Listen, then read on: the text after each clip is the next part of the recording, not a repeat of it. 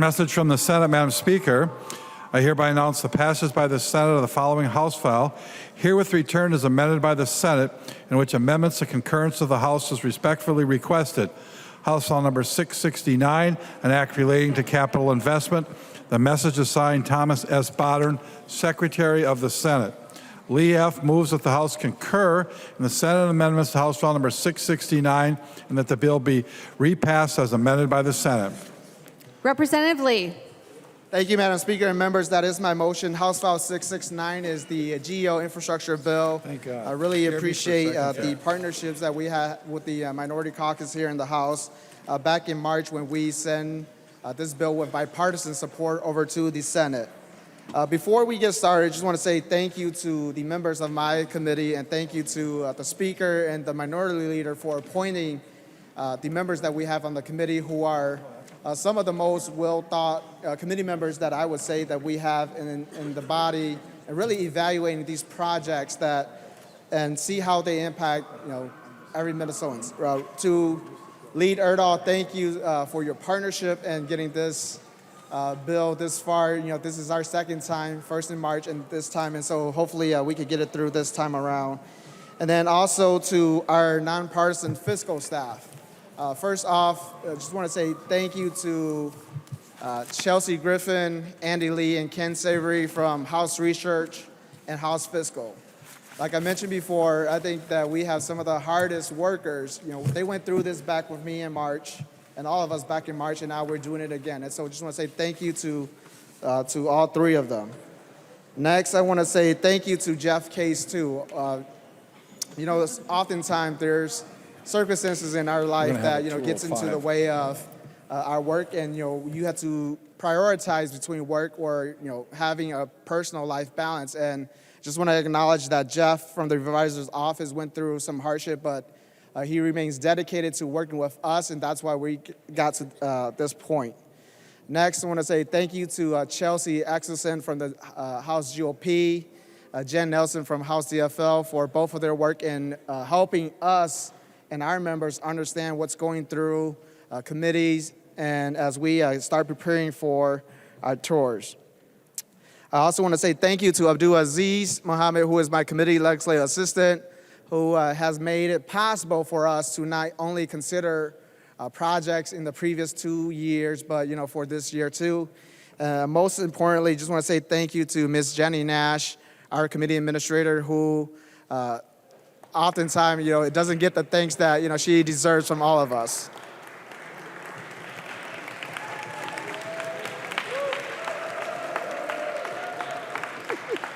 So with that, Madam Speaker and members, these are two great bills. We have House File 670 already, and now with 669 before us, I urge your support for the motion to concur. Thank you. Further discussion on the motion to concur in the Senate amendments. Seeing none, all those in favor of the motion to concur, please say aye. Aye. Those opposed, please say no. The motion prevails. The clerk will give the bill its third reading as amended by the Senate. Third reading, House File Number 669, as amended by the Senate. Third reading as amended by the Senate. Discussion. The member from St. Louis, Representative Scraba. Thank you, Madam Speaker. I want to thank Chair Lee for a great opportunity to learn how the bonding process works, everything about it. He runs a really tight ship. I look forward this summer, as a member of the Capital Investments, I look forward this summer to going with all our members and learning about the projects. I came on board, and a lot of these projects were already in the go, so I just want to support what we're doing, and I appreciate the opportunity. Thank you, Madam Speaker. Discussion to the bill. The member from Dakota, Representative Garofalo.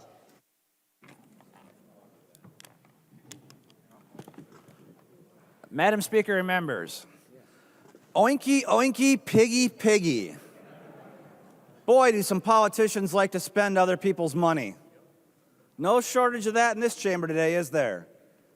But let's put our thinking caps on for a second and understand, as we congratulate and pat each other on the back for what is an unprecedented and explosive amount of government spending in our state and now record borrowing, what does this mean for the future of Minnesota? And what we are seeing right now in the state of Minnesota is an unprecedented migration of people, wealth, and investment out of our state to other communities. Now, I recognize that some of them on the other side of the aisle, you don't want to know the truth, you don't want to believe the truth. Tough cookies. The math is the math. The most recent year available, the state of Wisconsin, our peer, roughly the same size, roughly the same demographics, lost $61 million in adjusted gross income. The state of Minnesota that same year lost over $1.5 billion of our adjusted gross income. $1.5 billion. There is no longer any doubt that this trend is accelerating of money, investment, and people leaving our state. And so the bill we have before us today is another nail in the coffin for economic livelihood in the state of Minnesota. More borrowing, more spending on government that is crowding out a private sector that already doesn't have enough workers. And it is very clear the economic damage that is being done and the pathway we're on. Now, the good news is our state is not as bad as Illinois or New York. That's the good news. Here's the bad news. The state of Minnesota is not as bad as the states of New York and Illinois yet. The policies we've been enacting this year none of them is original. They've all been done, from expanding health care to people who are here illegally, more employer mandates onto our businesses. These have been implemented in other states, and they have failed. And the wealth migration you are seeing in those states is the direction Minnesota is on. So today, as we pat each other on the back and congratulate ourselves for excessive spending and yet even more borrowing, know this one message: the spenders are not done. They are not done, and I will guarantee you that when this session adjourns, the demands for even more spending and even more borrowing will be inundating legislators to meet the unmet needs of the state of Minnesota. Madam Speaker, remember, the lesson of the session is very clear. Never, never trust the Democrats with your wallet. Vote no. The member from Isanti, Representative Doubt. Thank you, Madam Speaker and members. I couldn't agree more with Representative Garofalo. I've stood up a few times on the House floor this session in what I thought would be a sobering wake-up call. This bonding package is the equivalent of $2.6 billion. That's on top of the, $1 billion of that, or $1.1 billion of that is cash. The rest of that is borrowing. So we're borrowing, $1.5 billion when we have a surplus of $17.5 billion, and on top of that, tax increases of around $9.5 billion. Just to put into perspective how much those tax increases will cost the average taxpayer in the state of Minnesota, I did the math. The average taxpayer in the state of Minnesota will pay the equivalent of $3,500 per person in new taxes because of what the Democrats are doing. Just in the new taxes, okay? That doesn't count the surplus. And what did they do for you? They broke their promise. They didn't send you $2,000 back like they said they were going to do when they were asking you to vote for them. They're sending $260 back. So they're putting $260 in this pocket and taking $3,500 out of this pocket. Nobody's going to be fooled, okay? The surplus equates to, you could have sent a check back to every taxpayer in the state of Minnesota the equivalent of $6,200, $6,200. So add the $6,200 and the $3,500, and that's almost $10,000 of brand new spending for every taxpayer in the state. And on top of that, you're going to borrow $1.5 billion new dollars in this bonding bill to spend on stuff we shouldn't be bonding for. And that's the real reason that I rose. I wish Mary Liz Holberg was still in the chamber, because you'd get a scolding right now for the stuff you've got in this bill. And what I'm talking about, and this, very seriously, I'm not trying to scold you, really consider what you're doing. We got to change our policy. You got a whole bunch of stuff that should be paid for with local property tax levy money in this bill. I'm talking about police stations, I'm talking about fire stations, I'm talking about city halls, all kinds of local parks. I understand that everybody wants to come to the Capitol and they want to show that they brought home the money, okay? Well, my community of Zimmerman, Minnesota, just in the last couple of years, finished a brand new fire station. I think Zimmerman's about 7,000 residents. They built a $5.4 million fire station. And you know what? Nobody in your communities has to pay for that. Only the people in my community are paying for that. And that's the way fire stations are funded in this state. But now we've got a dozen or more fire stations, probably a dozen police stations. And I've noticed that we don't call them police stations in the bill because the lobbyists have all gotten smart enough that they're all regional public safety centers now. You know what a regional public safety center is? A police station. And now my taxpayers in my district are going to pay for the police station and the fire station in your district. So not only are you raising taxes by $3,500 on average per Minnesota taxpayer, but you expect taxpayers in my district who are paying for our brand new fire station by themselves to now pay for your fire station and your police station. That is wrong. We should not be doing that, and I wish Mary Liz Holberg was here because she'd give you a real scolding. This would be mild, what I'm doing to you. But members, we have to change that in the future because what you're doing, and I'm going to say the quiet part out loud, what you're doing is you're training the lobbyists out here. They're the ones who are really going to benefit from this because they're going to go to all the cities in the state and they're going to say, and the counties, and they're going to say, hey, if you hire me and put me on a contract for $40,000 or $60,000 a year on retainer, I will go to the Capitol and I'll see if I can get you a police station and a fire station. And now you're all going to get bombarded with a lobbyist from every city across the state asking for something that we at the state level should not be paying for. Now, it's fine if you want to change the policy, but I expect every one of those cities and counties that are getting fire stations and police stations in this bill.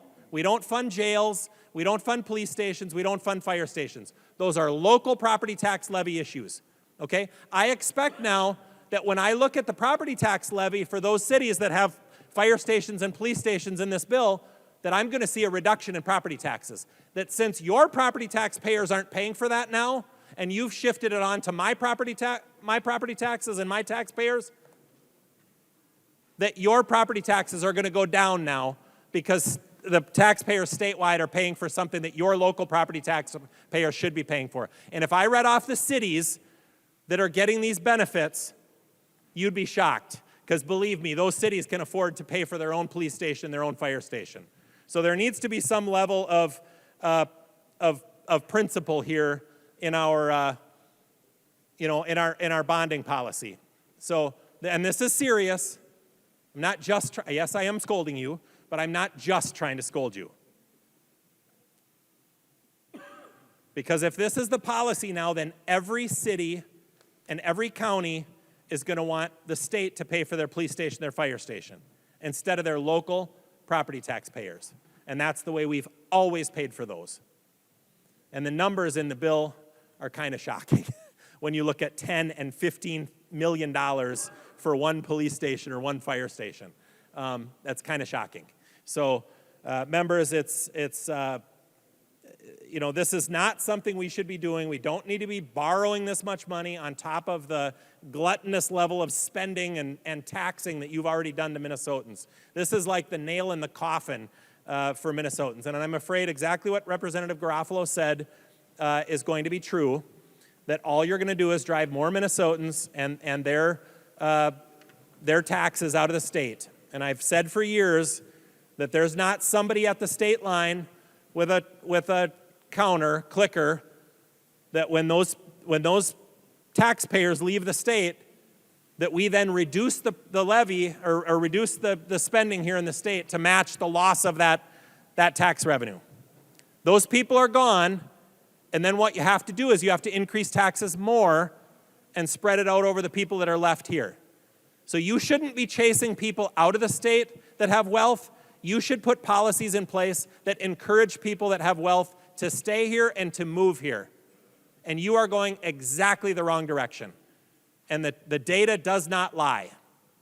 As much as you don't want to believe that it's true, the data does not lie. Your policies are driving wealth out of the state. and they're taking their tax dollars with them, and they're not paying state taxes here in Minnesota anymore. And if that's what you want, what that means is you're going to have to continue, just like you're doing now, to increase taxes on all the Minnesotans that are left here, including the low-income ones, which is what you've done a great job of this session, really taxing the low-income Minnesotans, the ones who can't afford it. So, members, this should be a sobering moment for you. I keep thinking that you're just going to, like, we're going to wake up from a drunken hangover and you're all going to realize what you've done to the state. But I haven't seen it yet. And unfortunately, today is the last day. So this is your last moment where you actually can do the right thing and vote this bill down. So I'd encourage, I do appreciate this is the first time I've ever had a project in a bonding bill. I do have a little highway project in the bonding bill. I'm still going to vote against the bill because it has so much other crap in it. But I do appreciate you putting my project in the bill because I've never had one. Been here, I'm in my 13th year. I've never had a project in a bonding bill, so I do appreciate that. But members, unfortunately, there's just too much other stuff in this bill, the one we just voted on, and it's not the time that we should be borrowing this kind of money and shouldering the taxpayers with this kind of debt. So I'd encourage you to vote no. Discussion to the bill. The member from, I can't believe I can't see it from here, Ramsey, Representative Lilly. Thank you, Madam Speaker and members. It's really such an honor to be on the Capital Investment Committee. Honestly, we get to see the whole state, and it's really an amazing state that we live in. And this bill captures it. And we go to every one of your districts, everyone, and it's kind of fun to see. And some of the people you'd be surprised that might speak against things, even asking for money and. But it's, I'm not going to go there. Otherwise, Engen might call me out or something. But,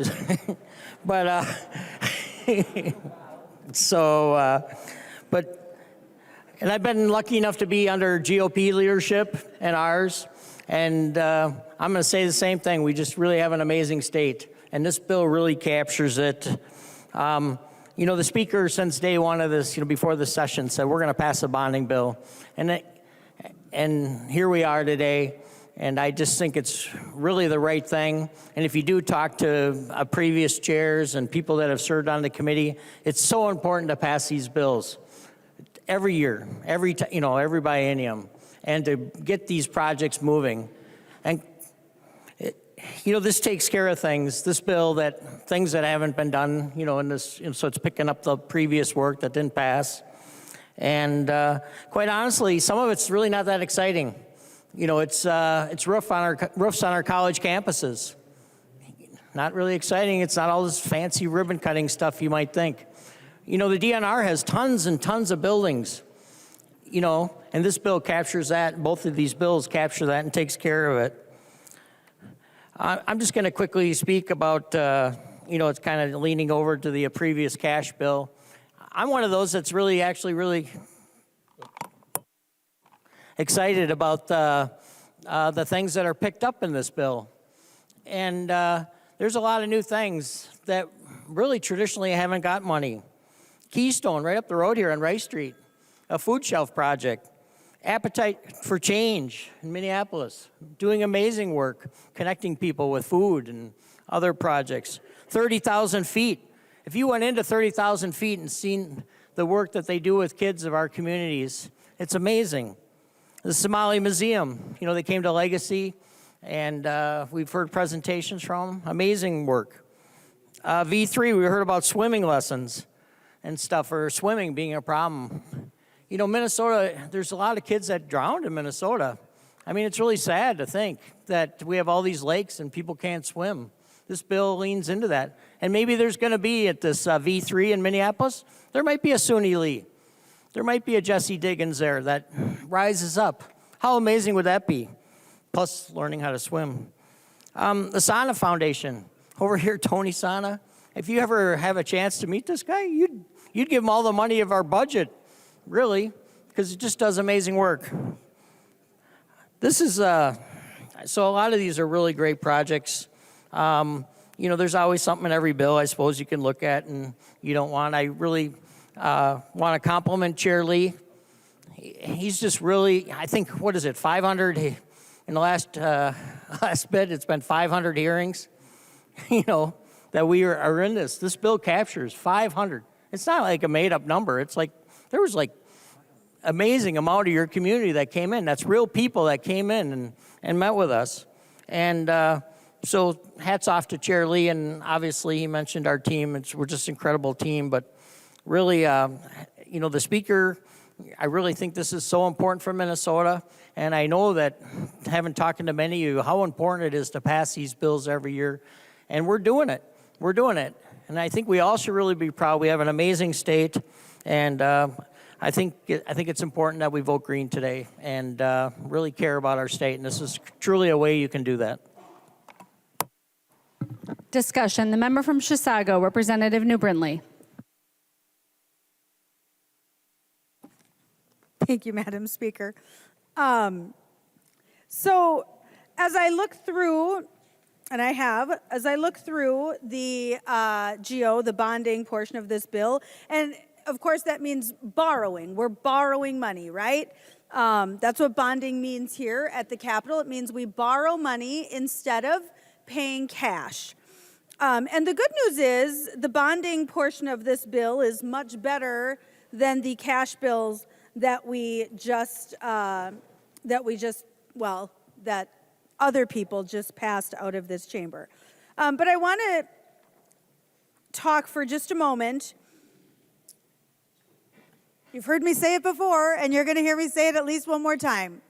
$18 billion budget surplus, $10 billion in new taxes. So the Democrats had almost $30 billion to work with.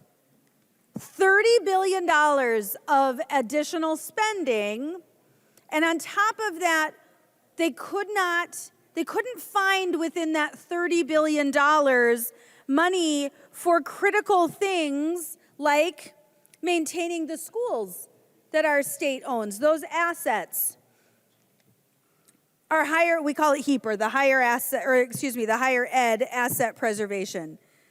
In $30 billion, you could not find 181 million for higher education to preserve those assets. $30 billion, you couldn't find that.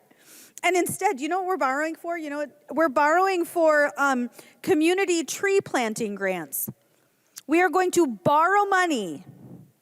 We couldn't find $8 million out of $30 billion. So instead, we're going to borrow that money and have the taxpayers on the hook for that for years to come.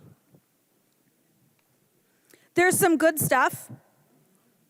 A lot of water projects, actually, and road projects in here. That's good stuff.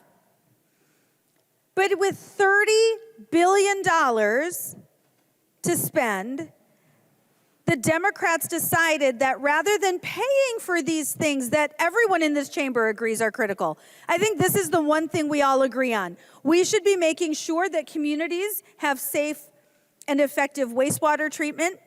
We should make sure that communities have what they need to maintain their road infrastructure and their bridge infrastructure. Obviously, as Minnesotans, we are particularly sensitive to bridge infrastructure in this state, rightfully so.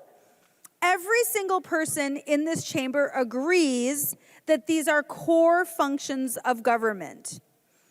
And yet, as core functions of government, the Democrats did not think that they could find $1.5 billion to pay for those core functions of government. Out of $30 billion, they could not find $1.5 billion to pay for the most obvious core functions of government. Again, my community can ultimately choose to pay for its own swimming pool, to pay for its own ice arena, to pay for its own community center. My community can choose to pay for that. But there are communities across the state who cannot just choose to pay for wastewater. They don't have the tax base. They literally cannot come up with the money to do that without completely breaking the backs of their residents. It is a core function of government.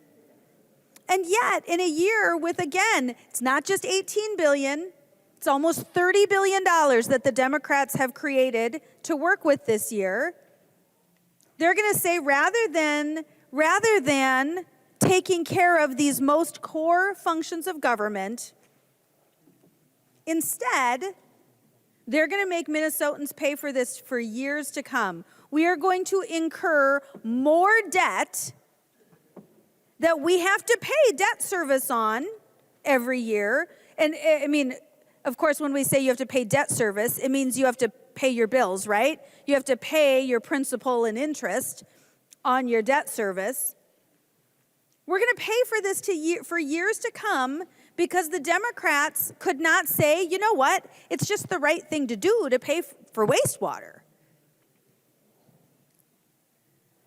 It's just the right thing to do. But nope, we're going to borrow money. So this almost $30 billion surplus, now we need to add $1.5 billion on top of that. About $31.5 billion. That's what the Democrats are spending this session. I've said this in years past.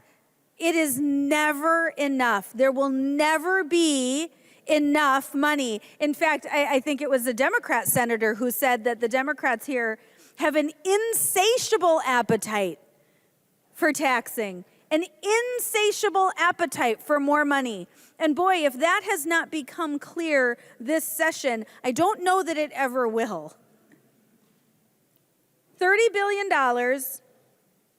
and yet we're going to borrow money to pay for the most core functions of government because the Democrats could not bring it themselves to prioritize those things. The Democrats could not say that, you know what, the first things we should check off our list are those things that government should be responsible for.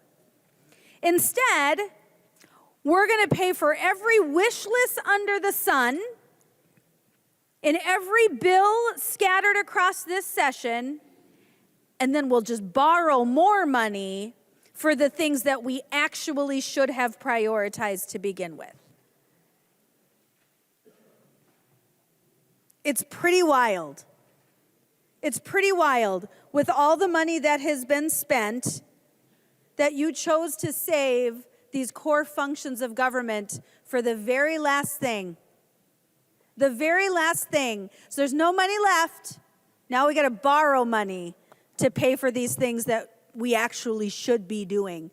These things that should have been paid for first. Our current obligations. This is the Democrat way. It's pretty wild. It's a wonder anyone manages a budget at all. I think it's clear how I will be voting on this bill. The member from Morrison, Representative Kresha. Thank you, Madam Speaker, and thank you, members. First of all, this is a place that's a contest of ideas. This is a place where we door knock and we talk to folks to get here. And one of the things that I'm reminded of is everybody that comes to visit the Capitol when I'm here tries to sit in this seat because of the placard in the front and the pride that they have for the district they have. And when I go back and I walk through the events, I go to the schools or I go to the churches, I hear the stories of the people that I represent. I'm not going to come in here and tell one way or the other on how to vote or all of that. I'm just going to tell my perspective. A couple of years ago, Senator Tom Bach, who it was very interesting on how his pathways went, but I happened to be up at his fundraiser, I think it was a year and a half, 2 years ago. And lots of people were there. And one of the things that Tom said to the crowd was he had called his friend David Tomasoni on the way back from the session and said, wow, we got a lot done for our district. And I thought about that. And here's a person who didn't really, at the end of his career, didn't pick which side he was on. He was still for his district. And let me tell you why what's in front of me is important and why I will continue to vote for those.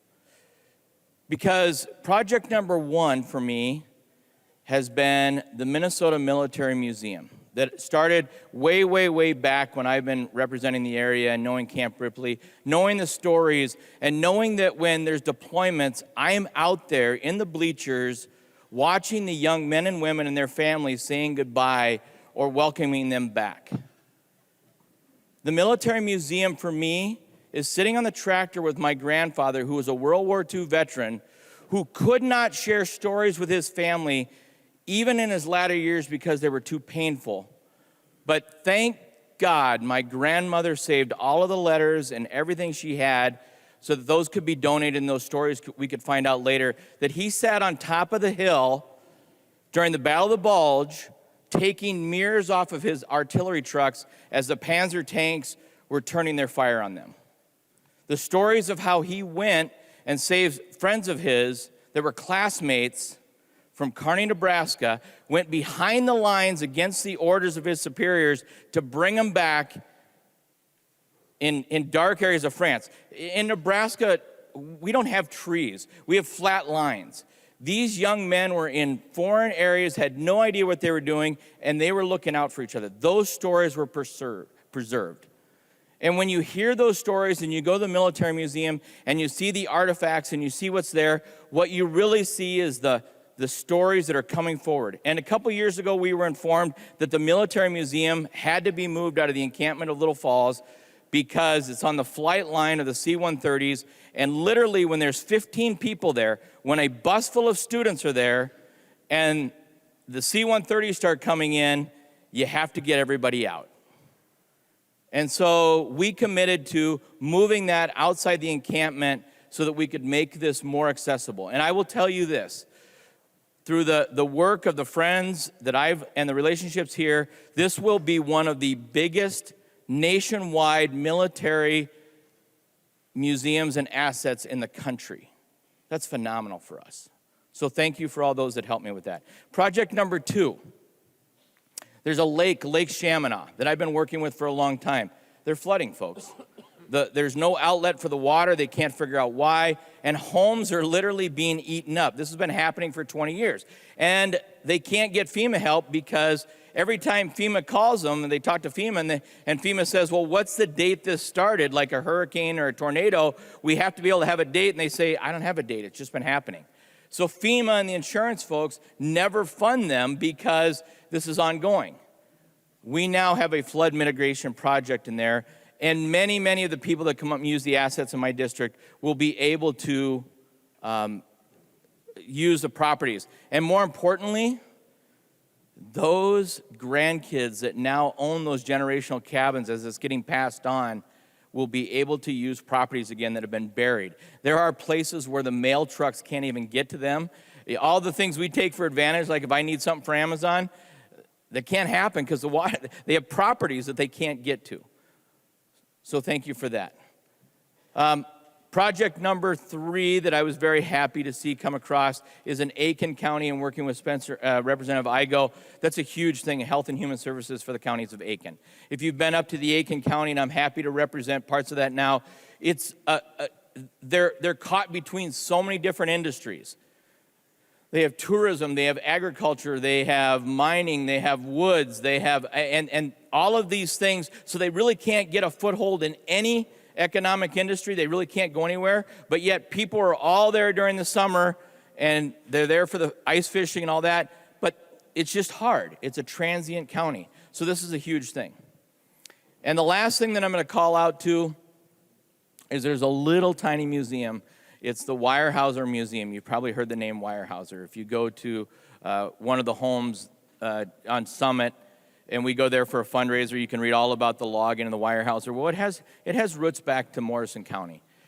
And there is a group in Morrison County of folks that have been working on museum projects, and they have this little Morrison County museum. And the problem is they're right on the banks of the mighty Mississippi. I can go through all the marketing slogans.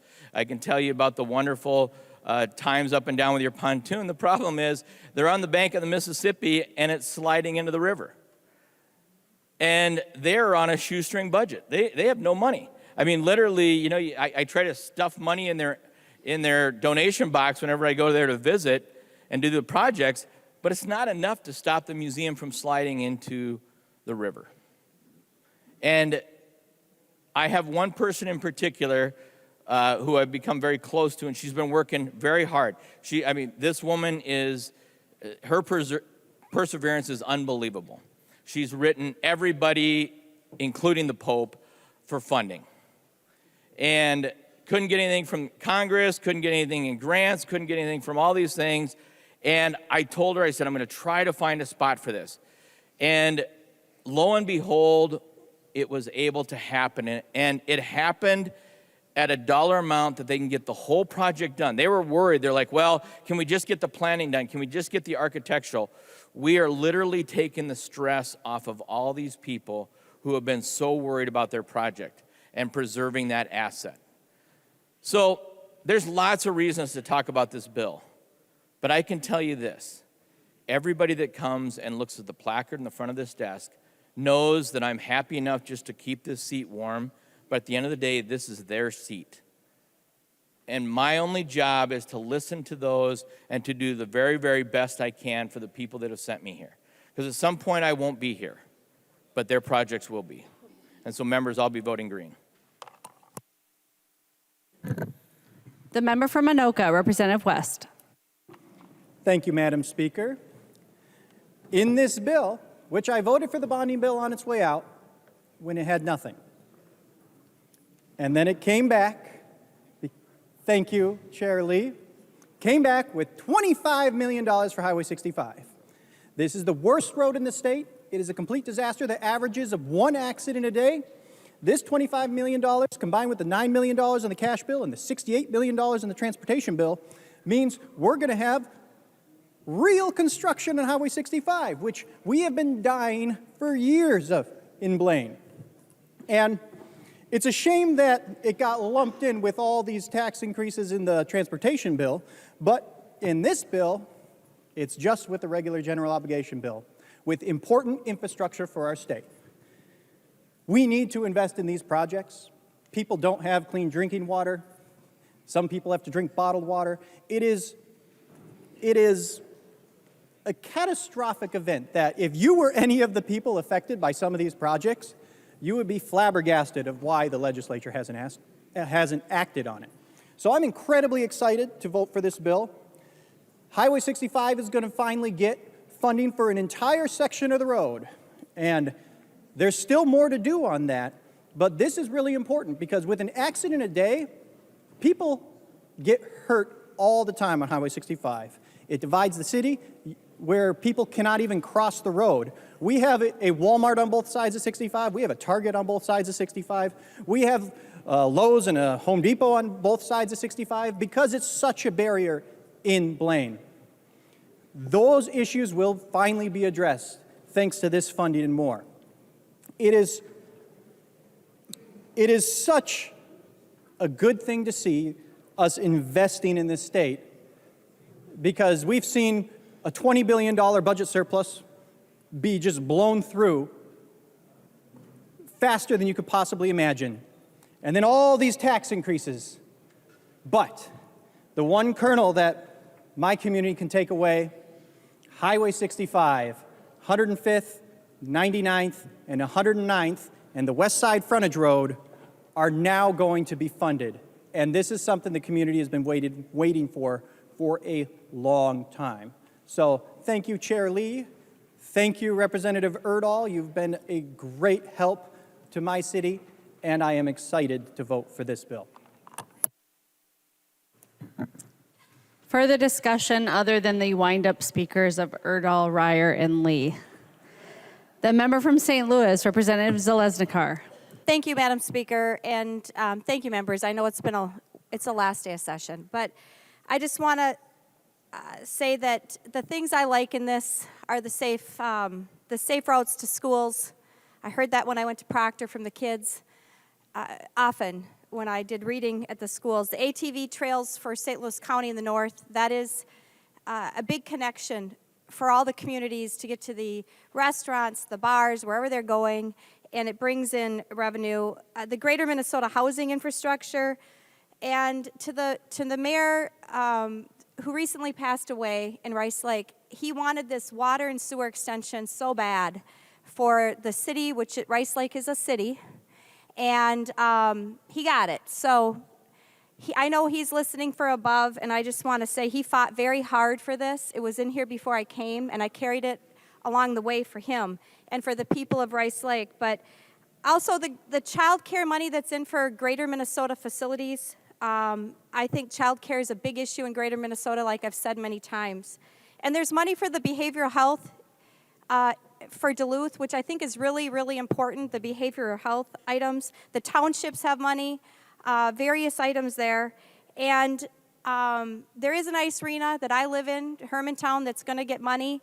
And for those of you that are tired of seeing them in Class A, maybe now that they have 2 sheets of ice on a positive note, maybe they'll someday go Class AA. So I'm voting green. Thank you. The member from Washington, Representative Weens. Thank you, Madam Speaker. Thank you, Chair Lee. Thank you, Lead Erdahl. I'll be voting green on this. I really appreciate the bipartisan effort in order to help my community. So we've got Highway 36, which runs through lovely communities all the way from Stillwater into the metro here. And we've had a lot of traffic there since the new $250 million bridge was put in across the St. Croix.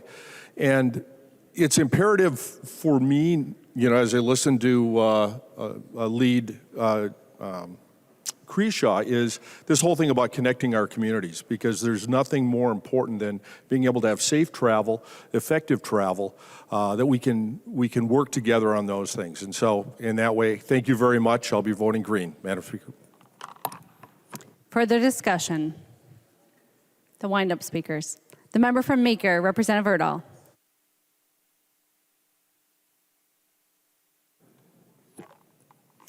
Thank you, Madam Speaker and members. I would like to begin by thanking some folks too. As I indicated before, I've been working on this for quite a while, over a couple of years, and so I want to thank Senator Tom Bach, who began this with us, and currently certainly working with Senator Pappas, Senator Housley, the researchers, Jenny Nash, Chelsea Axelson, nonpartisan staff that Representative Lee mentioned earlier, and I would like to very specifically mention Representative Lee for including me, even listening to me sometimes as we went through this process. I certainly did feel included through the whole thing. Not that all my suggestions for projects worked, but it was good to have the input. Now, in considering some of the conversation that we've had here, certainly, as I've said before, in a perfect world, and we were in control, we could have done a lot more with cash. And again, maybe not done any geo-bonding at all. A lot of the comments that have been made by some of the folks here were more actually aimed at the bill that passed previously than on this one. This geo bill, primarily geo, is basically the agency and the departments and their programs, far less local aligned projects, although there are some in here. But to address why is it so big this year? Well, again, we did no bonding bill the last biennium. None. And had we done it, would have been maybe $1 billion, maybe $1.1 billion, $2 billion, I don't know. And so now we're talking about 2.6. Well, 1.2 is 2.4. Had we done one the last biennium, we wouldn't be far off from what is normally done. Now, this is a good bill.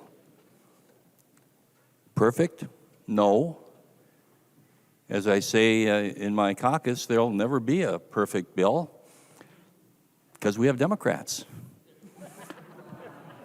Now, you might have a completely different way of phrasing that, but that's true to us. So why do we bond?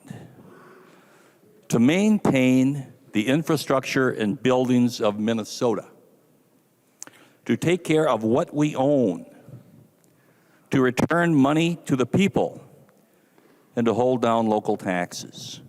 Now, let me give just a little story about that. The small town that made a request to us called Lake Lillian. Lake Lillian only is about 270 people in greater Minnesota. About half the town's people are low income. 8% are below the federal poverty guideline level. Without the funding in this bill, they would still have to get a new wastewater system because their system was failing.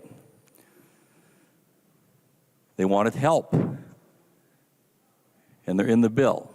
But if they don't get that help, then they will have to pay for it themselves because they have a failing system. Local taxes, local property taxes would pay for it at an annual rate of $400 more per household for multiple years. Now, to a lot of folks in here, maybe $400 doesn't seem like a whole lot of money. But if you are living below the poverty line, $400 can be very important, very critical. And that's why we do this, to help those people in Minnesota who maybe can't help themselves. And that's why, at least, I try to do this. We bond, or in this case, pay cash as well, because it is our responsibility to meet the expectations of Minnesota to be stewards of this state. Our people, regardless of political persuasion, expect clean water and good roads. And capital investment is where it comes from largely in this state. This bill deals heavily with the needs of Minnesota. We addressed our colleges and universities and their building priorities. The Public Facilities Authority will have record amounts to ensure clean water and adequate wastewater facilities across our state. Most of my Republican colleagues' projects deal with water in one way or another. Local roads and bridges, critical to the movement of people and produce, receive a big boost. We have used more cash to pay for projects than ever before in state history, and that does make sense, especially with our surplus. And so, I thank those who worked so hard on this bill for so long and urge support. The member from Dakota, the Vice Chair of the Capital Investment Committee, Representative Fryer. Thank you, Madam Speaker. And first, I want to thank you for your staunch leadership in bringing us to this point. And I want to thank Chair Lee for your leadership of the committee. It's been an honor to be your Vice Chair. I've learned so much. To Lead Erdahl for your commitment to Minnesota and to the process. It's an honor to work with you as well. And of course, the staff, partisan and nonpartisan, I can't believe how hard you all work and how much you get done. Thank you. So I'm proud of these bills. They carry the stories from people of Minnesota heard in committees and 14 days of bonding tour. Project by project, community by community, we're making investments that help people live safe, healthy, and productive lives. We heard from our higher education students who learned despite the condition of the facilities of in their institutions, not because of it. For example, the chemistry students at the U of M, whose lab looks like something out of an old Frankenstein movie, and who can't work together as a group without going outside and sitting in the hall just to be able to have the group work that spurs innovation and learning. We saw the conditions that too many of our poorest Minnesotans live in. Many seniors and people with disabilities make their home in our public housing stock, which has been deteriorating due to lack of investment. We're providing $72 million to help people in public housing across the entire state. It's a record investment in this essential form of affordable housing. We saw crumbling water systems, facilities that are literally falling apart and are patched together from Gilbert to Mound to Mankato. We're making sure that communities have the facilities they need. Our veterans in Minnesota who serve their country to protect all of us, my son among them, asked us to be cared for and honored. This bill does that through providing dignified housing and community memorials. We're contributing to the day-to-day quality of life and building community connections with projects like inclusive playgrounds and replacing the very aged pool in Pelican Rapids, a project that captured many hearts through the investment they themselves were making for their kids. They were just needing a little more help. We all know that it makes better sense to take care of what we have rather than to build new. And that's why we're investing in asset preservation across our state agencies. The DNR, the Department of Corrections, the Minnesota Zoo, the Department of Human Services, and of course our higher education facilities all are receiving needed resources. And we're investing in the safety of our roads and bridges. This is a bill that brings us together, from the Bedura Tree Nursery to trails across the state, from the National Loon Center to the St. Cloud Regional Airport, and from the Somali Museum to the Minnesota Military Museum at Camp Ripley, which you heard about from Representative Creshaw. We created a bill where all Minnesotans can see themselves. This is a bill that creates many good-paying jobs. It unlocks federal funds and brings economic opportunity for all our communities. This is an infrastructure package that focuses on justice and equity, as Chair Lee described, and that places a value on climate sustainability through programs like reforestation and the development processes that are put in place for the projects we fund. It's a bill we can all be proud of, and I ask you to vote green. The member from Hennepin, the author of the bill, and the chair of the Capital Investment Committee, Representative Lee. Thank you, members, and thank you, Madam Speaker, for this discussion on House File 669. And just want to say that today is a very historic day. It's been 3 years since we have a capital investment infrastructure bill. And so I just want to note for the record for Representative Dowd that when he was minority leader back in 2020, Chair Murphy did have an appropriations of $2 million for his community too. And so this won't be the first time. And so, members, as we hear the discussion today, talking about the cost to taxpayer, I think, just want to circle back into the conversation that Representative Erdahl brought forth with regards to our drinking water and clean water system.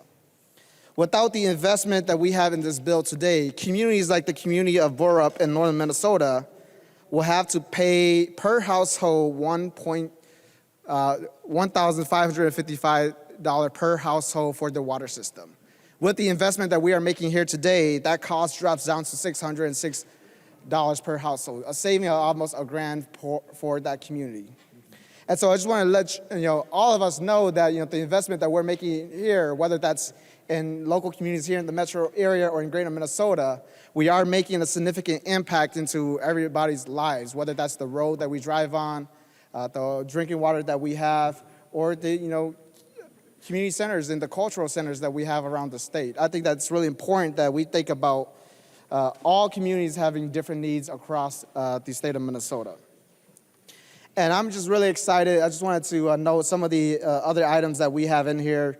Representative Ryer already mentioned, public housing. This is the most significant opportunity that we have, put towards public housing across the entire state of Minnesota, where there's still a large need out there. We have heard from a lot of our housing authority that the need around public housing is roughly 500 million. And I want to bring us back to a tour that we have in Chair Hansen's district over at one of the public housing high-rise. When we look at that project, they literally were using duct tape to tape some of their pipes to make sure that the building could function. And so this is towards, those vulnerable Minnesotans that are often left behind when we think about housing. And I already mentioned before, we have investment in here for, individual projects, community projects that invest in shelters, emergency shelters for young people and for people of all background. I think it's really important for us to, be grounded that the investment that we're making here today, are going to have a significant impact into the future. We have significant investment in here into our, two education systems, the University of Minnesota and Minnesota State. Whether that's through, our current asset or investing in projects at individual schools. And, the first time around in March, I mentioned Pine Tech. That is still, one of the most memorable visit for me as chair of the committee when we visited Pine Tech and talked to some of the students and talked about how our individual impact is going to impact their local community, where they could actually have a body shop that serves as car for people with disabilities.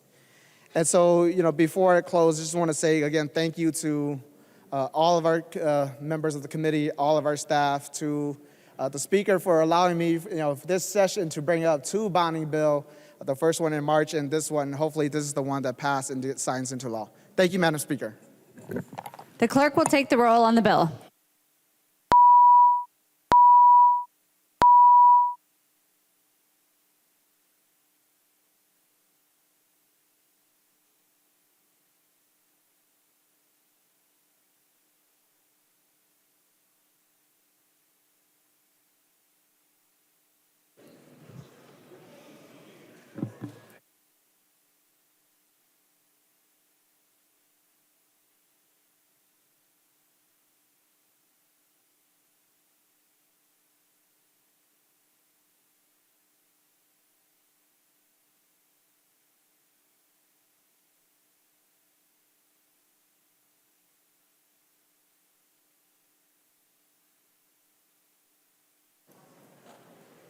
Members, please vote. The clerk will close the roll.